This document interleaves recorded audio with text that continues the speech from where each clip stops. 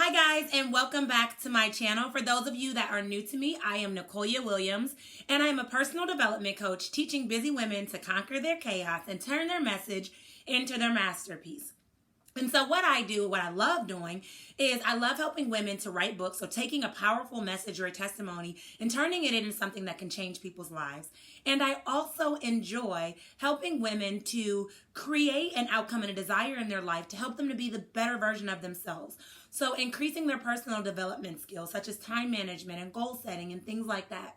And so today I want to talk about something that's really important to me and something that I personally struggled with for years and how I overcame it. So today I'd like to discuss decision making. With me personally, I struggled with decision paralysis.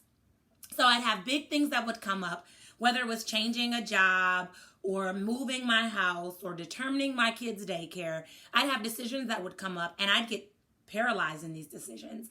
I'd be overwhelmed with trying to decide if I should go forward with them, if I should just leave them for where they are, if I should make a change at all, if I should just stay stuck. And a lot of times when reflecting back on my past, I noticed that I stayed in my comfort zone because just the idea of making a decision was so overwhelming that it was something I couldn't bear to do. And so I was given a model that I used and I've altered just a little bit for my personal decisions as well as my clients' decisions. So a lot of times I have women come to me and they're like, I'm ready to write a book, but I don't know if this is the right time to do it. And so I'll have them break down the decision. Is this the right time? Is this something you should be doing at all? I'll have women come to me and they'll say, I'm ready to start a business, but I don't know if this is something that I'm willing to take the risk of. And so I break down this model and use it with my one-on-one clients. And I want to share it here with you guys today because I know that making decisions can be really overwhelming and ultimately can paralyze you. And so I don't want you to get stuck in your comfort zone, right? Because when you break free of your comfort zone, that's when good things can come into play. And so in order to be confident in breaking through them, you want to be confident that you're making the right decision to begin with. So I wrote up a little chart, and you can do the same. Just a little junky chart. It doesn't need to be anything like super organized or super perfect, right? You notice my lines aren't perfect. I'm obviously not an art fanatic or an art person at all. But this is what I use, right? I get a simple sheet of printer paper. You can get typing paper, writing paper, whatever. And you break it down into 4 different quadrants, okay?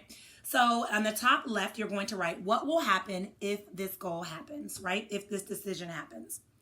On the top right, you are going to write what will happen if this doesn't happen. And then on the bottom left, you're going to write what can't happen if this happens. And then on the bottom right, you're going to write what can't happen if this doesn't happen.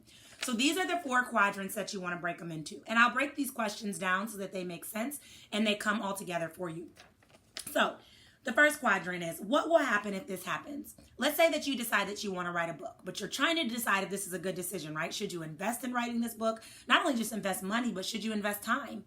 So what will happen if this happens? So if you become an author and you write a book, what are all the things that can happen? You'll get speaking engagements. You'll have extra streams of income. You'll travel. Maybe you'll change someone's life with your testimony. Maybe you'll connect with other powerful people. You'll have different features at different places, right? Then you ask yourself, what will happen if this doesn't happen? So what will happen if you decide that you're not going to go forward with writing the book? Maybe you will think of another goal. Maybe you'll just always wish that you wrote a book. That's something that I personally dealt with. Years ago, I wanted to write a book, but never took the initiation to actually make it happen. I never took the time to make it happen. And because I just let that dream die, it was something that always surfaced. I dream about it, I think about it, and I'd always wonder, what would have happened if I wrote that book, right? So maybe it will haunt you. Maybe you'll just be thinking about it. What else will happen if this doesn't happen? Maybe people will question, what happened to that goal of yours that you wanted to accomplish? That sort of thing. So list them down, okay? What can't happen if this happens? So what are some things that can't happen? Like maybe you can't go to happy hour if you're working on this goal, right? Maybe you can't keep associating with the same people that were pulling you back and subtracting and taking positive things from your life. Those are things that can't happen if you were to accomplish this goal. And then finally, what can't happen if this doesn't happen? So if this doesn't happen and you don't reach the goal of writing your book, you may not change people's life with your testimony. You may not travel. You may be stuck in the same place. I know for me personally, one of the things that stood out to me was the quadrant is of what will happen if this doesn't happen. And the idea of being in the same place next year and the year after that and 5 years after that and 10 years after that and 25 years after that hit me like a ton of bricks. And I'm like, oh my goodness, I can't keep being in the same place. I can't keep doing the same thing. You know, the definition of insanity is doing the same thing over and over again, expecting different results. So if you wake up every single day and you assume that life is going to change or life is going to be better, but you're doing the same exact thing Monday through Friday, and then on the weekends you're doing the same thing, life's not going to change. Life's not going to be different. It's going to be the exact same.